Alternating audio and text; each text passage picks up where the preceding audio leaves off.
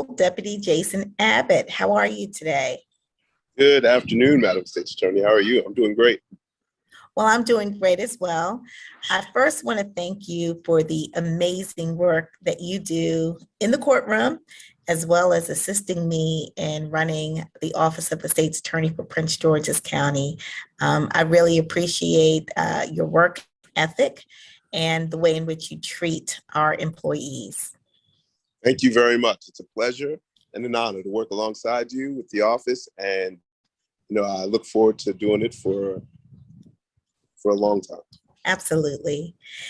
And look, we have done some amazing work here. And in fact, we have embarked on a new program called the Emerging Adults Program. So I want to give you an opportunity to talk a little bit about this program and how you're involved.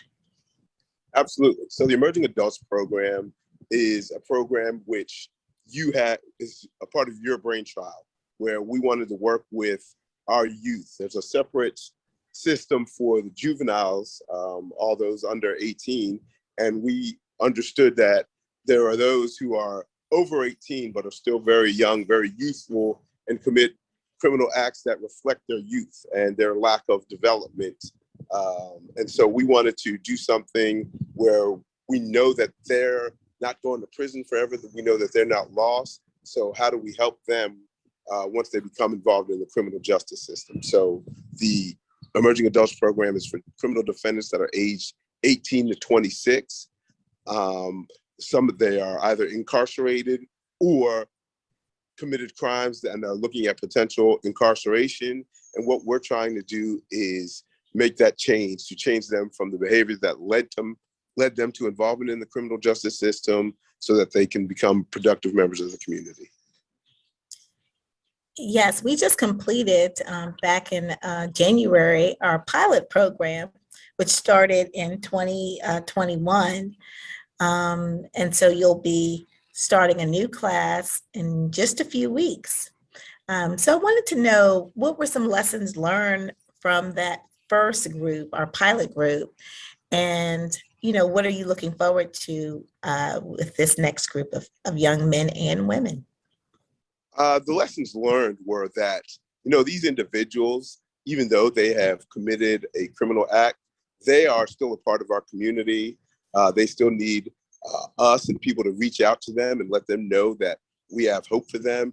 And I think that's the biggest thing I learned, was that they needed hope, and they wanted somebody to interact with them to provide them with that hope. And I think that's what we were able to do with that pilot program, is give these young gentlemen hope and a plan for what they're going to do after incarceration, and how that they don't want to be incarcerated further.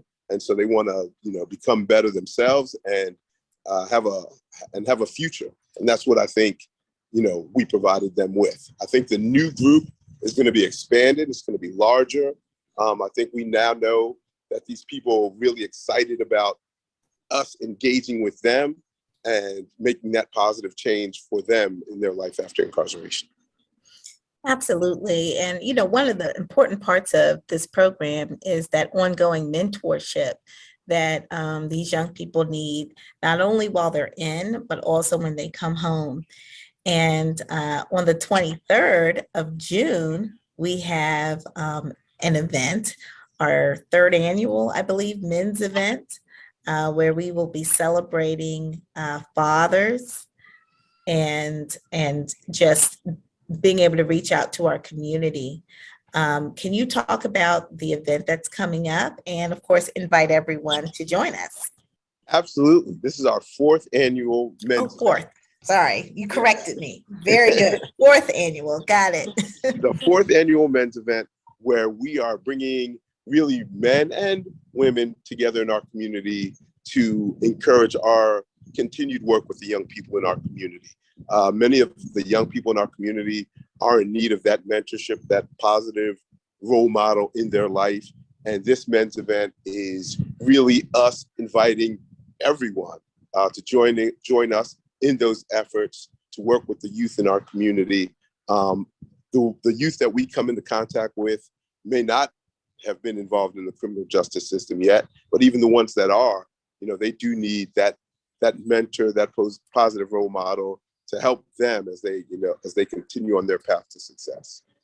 Our men's event will be at Woodmore, the country club at Woodmore. It's going to be a golfing / reception. There's a registration. People are registering.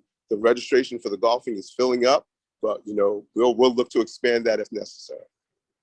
Awesome. And so during the reception, we have a keynote speaker. You want to talk about our keynote speaker? Absolutely. Our keynote speaker, Derek Fenner, has worked with us in our emerging adults program.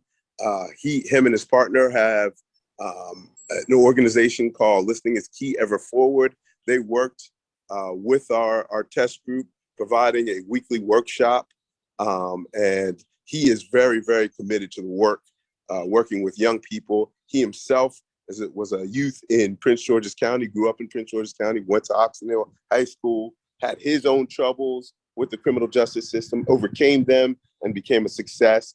And that's the message, that he's going to be providing as our keynote speaker. Well, I'm really excited about it. And you're absolutely right. Helping young people have hope really is everything, because when people have hope, they don't typically commit crimes because they're ready and excited about their future, right? So it's wonderful. Absolutely. It is wonderful that this program that we have really helps to give people that much needed hope. I've always said that hope is the greatest currency known to man, the greatest currency. Absolutely. So Jason, you and I have something in common. We are both first generation. We both have a Caribbean background. Yes. June is Caribbean American Heritage Month. Can you tell people what your experience has been as a first generation Caribbean American? As a first generation Caribbean American, it has definitely exposed me to the beauty of Caribbean people. The enjoyment of life, the enjoyment of family, and the love for one another. I think that's the biggest thing that really, I experienced as being a first generation Caribbean. My family, my mother was from St. Croix, my father was from St. Thomas, and they were two of the original starters of VIA, Virgin Islands in America entity that had an annual summer party in Wheaton Regional Park. And we're all about community, we're all about family, and we definitely enjoy life. Absolutely. And so what do you think it means to your children and to really children who are, who have parents who may have come from different places? My father immigrated here from Grenada to go to Howard University, where he met my mother. But there are so many, I think, of us who are first generation or who may have been born in the Caribbean and then moved here and grew up here. I mean, what does it mean that we have a month to celebrate our heritage? And what do you hope for like your kids and for young people out there who have this shared background? Look, I think that what it means for my children is that they know that where they came from, they know that they have roots that go very deep in the Virgin Islands, and they know that they have family that they still meet for the first time. I think it's just being part of a proud tradition. I think the Caribbean tradition is very vibrant in this country, and I think it gives us a sense of camaraderie with one another. And I think that's the biggest thing that they take from it, that they know that they're a part of America, but there's a large Caribbean heritage in America that we should all be proud of. Yeah, absolutely. And one of the things that I really appreciate about having grown up in this kind of diverse background is that I had a fuller appreciation of how we are all interconnected in this world and how we all must care about each other. And that America isn't necessarily the center of the world, that there are other countries that we have to partner with, that we trade with, that we deal with. And it's really about how we work together to make this planet and this world a better place, as opposed to just focusing on America. We are Americans, we're proud Americans, but we also know that we're interconnected. So it's amazing how, we can have a love for our country, America, where we were born, but still feel connected to our roots in the Caribbean.